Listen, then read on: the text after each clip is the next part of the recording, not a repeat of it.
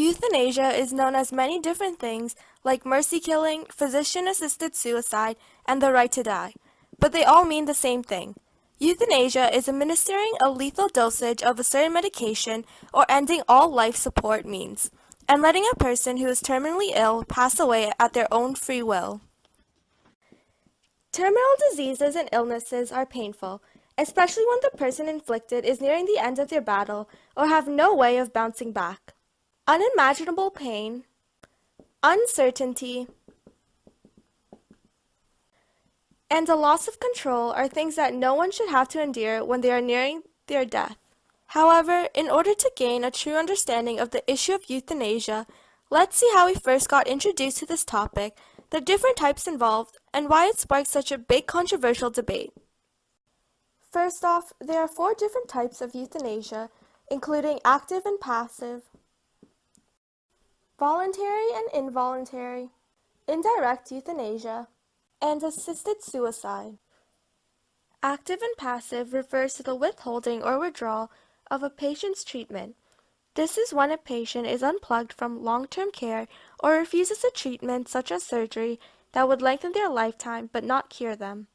Voluntary euthanasia. That's when the patient makes the decision for the physician to inject them with lethal medication.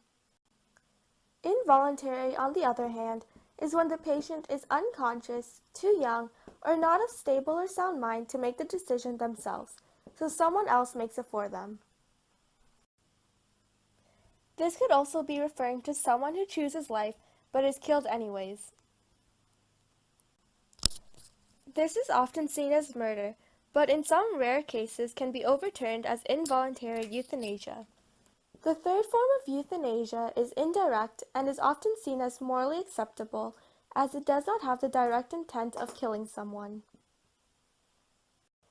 This is when a physician makes a choice in treatment that will in turn shorten the patient's life with the primary goal of easing their immense pain. The last form is assisted suicide.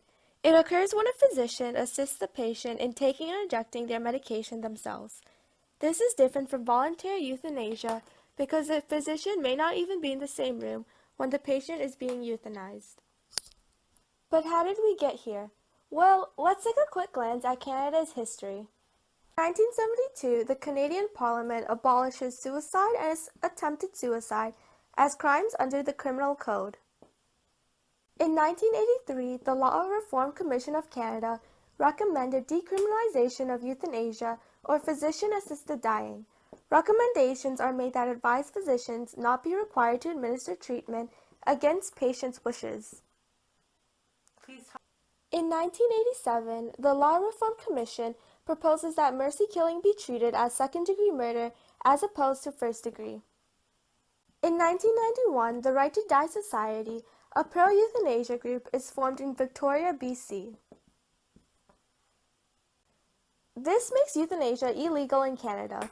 However, Section 12 of the Canadian Charter of Rights and Freedom states, "Everyone has the right not to be subjected to any cruel and unusual treatment or punishment." So where does that leave us? Is euthanasia illegal or legal? Fast forward to 2005.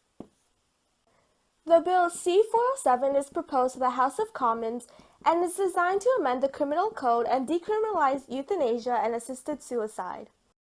In October 2012, Gloria Taylor, suffering from Lou Gehrig's disease, a specific disease that causes the death of neurons with control voluntary muscles, became the first person to be exempt from the Act Against Euthanasia and is granted the opportunity to be euthanized.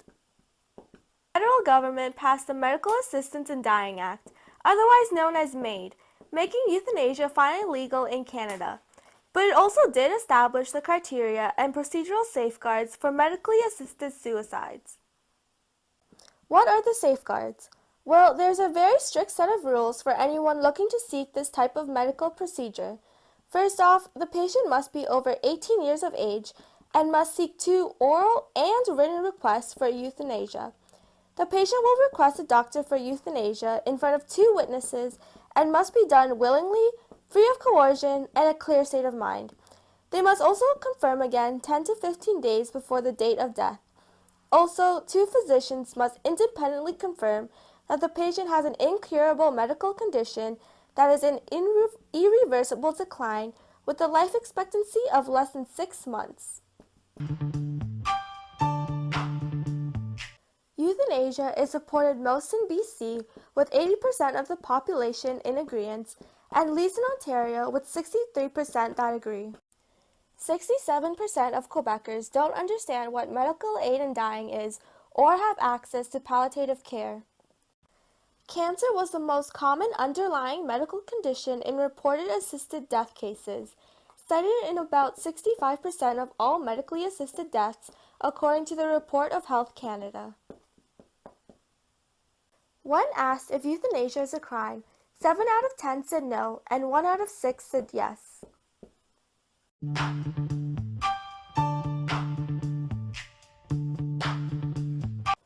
What can you do to help? You can educate others about issues relating to euthanasia, assisted suicide, and palliative care to increase their understanding by talking about the pros and cons.